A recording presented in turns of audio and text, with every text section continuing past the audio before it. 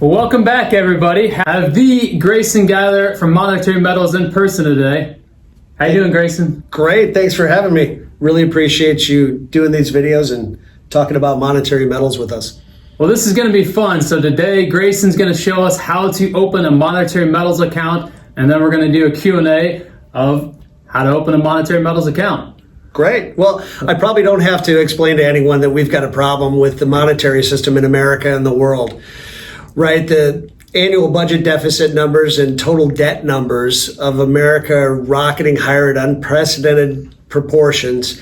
So somebody's really got to get a handle on this fast. The problem is it looks like the inmates are running the asylum. So what are we going to do? We need to find our own solution. Well, that's what Monetary Metals is doing. So think like a conventional bank. Monetary Metals collects deposits of gold and silver, and they lease it out to end users that have a use for gold and silver and are willing to pay gold and silver interest on gold and silver. So as a depositor, not only can you get a return on your holdings of gold and silver, but you can also participate in the solution rather than be part of the problem. We're making gold and silver great again. Woohoo! When opening a monetary metals account, the number one question that we get is, what's the minimum or maximum that you can invest in a gold and silver lease or a bond? Okay, to open the account, think in terms of minimum 10 ounces of gold, 1,000 ounces of silver, or some combination thereof. Okay. But you also know you can wire money to Monetary Metals. They'll buy the metal for you. You can, but you don't have to send the metal in. Okay, perfect. And then, also we need to differentiate between the leases and the bonds. Monetary Metals does do lends money out in bonds in both gold and silver terms, but you have to be an accredited investor to do that. The leases is more like a conventional savings account at a bank where your money is getting leased out and you're getting a 3, 4, 5% return on it. Okay, perfect. Then I know you touched briefly on what a accredited investor was, but if you could touch on that again, just to clarify. I should have the exact stats, Dave. I'm relatively certain that there's a number of things that establish you as an accredited investor. $1 million of investable wealth, I know, is number one. I believe if you have 3 years running of $200,000 of taxable income, that also makes you an accredited investor. I know if you're licensed in securities, you're considered accredited. It's a method to make sure that people aren't participating in financial instruments that they really don't understand. Okay. So how long would it take to open a Monetary Metals account? Well, it's really easy. You can do it in 10 minutes. Okay, great. Let's do it. Okay. What is actually required to open a Monetary Metals account? So you log in, you have to have an email. Log in, provide your basic data, age, name, address. You have to provide a state ID, or you could use your passport if you would like, to get the account open, and then the funding is what we've already talked about. Okay, perfect. How do I actually fund a Monetary Metals account? Two different ways. If you have metal that you would like to deposit there so you can get a return on your metal, you can reach out to your relationship manager at Monetary Metals after you get the account open. You'll get assigned someone, and you can tell them what you're going to send in, and they will send you a pre-addressed UPS label, prepaid for UPS label that has the insurance. And you can just UPS the metal in to Monetary Metals. Or on the other hand, you could simply wire money in and they will purchase the metal for you. In the works is people will be able to link a checking account so you can ACH, automated clearinghouse, just an electronic check, ACH money in. That'll be up and running within a month. Oh, perfect. And then a lot of people ask, just product. So just send in generic product. Like, if somebody, let's say somebody has Eagles, Maples, or Philharmonics, just different sovereign coins from around the world. Right. That's a good, that everyone has their own personal preference. Myself, I have gold Eagles that I did not send into Monetary Metals. Basic bullion or rounds or stuff that has no numismatic value is the stuff to send to Monetary Metals. If you have anything, obviously, that means something to you, keep it. You're not going to send that to Monetary Metals, because when your metal gets there, it is going to be put into gold pool. And, maybe you do have Canadian maple leafs or something like that, you would actually get a premium on deposit. So for example, if you sent in 10 Canadian maple leafs, maybe the gold pool you have is 10.5 ounces of gold because you get a premium for sending in maple leafs.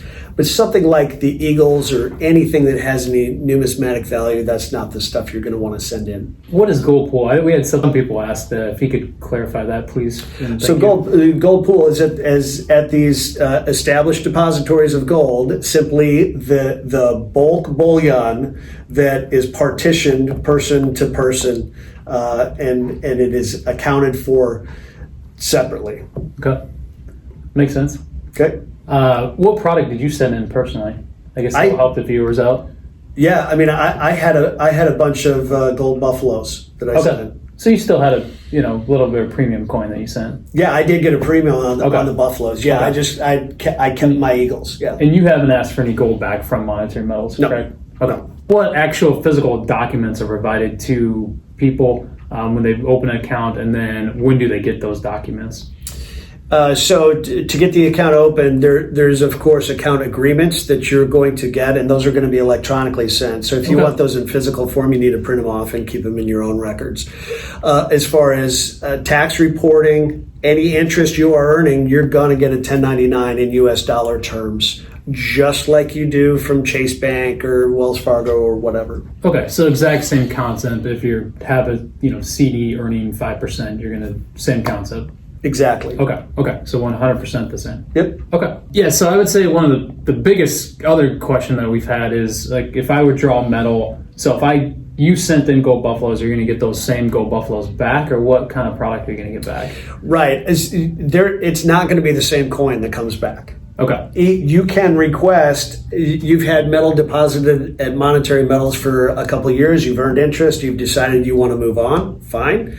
You can request gold eagles back. It's just not going to be the same gold eagles. Okay. Have you had complaints of product that's been sent back where people didn't like the product they got back, or has there been issues on that? Not once. Not once. So zero issues on the product you got back. Okay. I know that's a huge concern, that questions I've got from people, so that's very relieving and comforting. For sure, and I absolutely understand that. Nobody can predict the future. Just in general, a starting point metal you're sending in to earn interest should be a long-term strategy.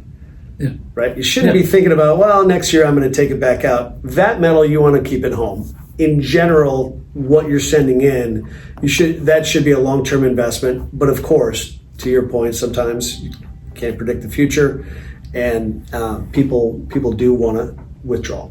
Okay, great. So if the lease account is in the name of a trust, who signs the documents? So the trustee. The trustee. Okay. It's good. Yep. Okay, simple enough. So what type of metal? So you sent in gold buffaloes. What type of metal do you actually physically own in your Monetary Metals account? Is that clarified in the document? Yeah, so it is gold pool. Okay. So you simply have ounces of gold pool in your Monetary Metals account. You can log in and see how many ounces you have. You can see monthly deposits of interest, just like when you log into Chase. Wait a second, Chase doesn't give you any interest, do they? Oh, wait, yeah. Do you have to actually be an accredited investor to open a Monetary Metals account? No. That is simply to participate in the bonds. The bonds are technically a security because that goes past 1 year. All of the leases are 1 year. And so at any time you can decide you don't want to participate next year. You're going to be in a number of leases. So if you want your metal back out, you just say, hey, I'm not renewing any of these leases, and you can take it out. Perfect. So basically, the best way to open a Monetary Metals account would just be to send in the most generic product that somebody has. So just, I recommend somebody just send in like 1,000 silver low premium rounds or just bars. Absolutely. Okay. 100-ounce bars, okay? 100-ounce bars are fine. 1,000-ounce Comex bars. Those are easier for everybody. Yeah. So I would say that would be the best solution for people sending metals. Just buy the cheapest, lowest premium gold or silver bars that you can and send it in. So that's personally what we're recommending that people would send it. If you're going to send in and not have Monetary Metals, purchase the metal actually for yourself. Yeah, and a lot of people, just so you know, a lot of people will start an account and get more comfortable and continue to send more metal in. Yeah. So that's a natural crawl, walk, run with something like this that people aren't familiar with. Yeah, and Greyson was mentioning, Keith, the owner of Monetary Metals, actually mentioned that people just get a little toe in the water, and then the average account, you said, has gone up like 3 times. Something like that. I don't know the exact statistic, but it's something like the average account at Monetary Metals is 3 times its original deposit. Wow, something like that. That's very impressive. Don't quote me on the exact. Let's get into it. Greyson's going to show us how to actually open an account. He's going to open an account. We're going to do this step by step. It's my fictitious alter ego, Stu Goldberg, is going to open an account.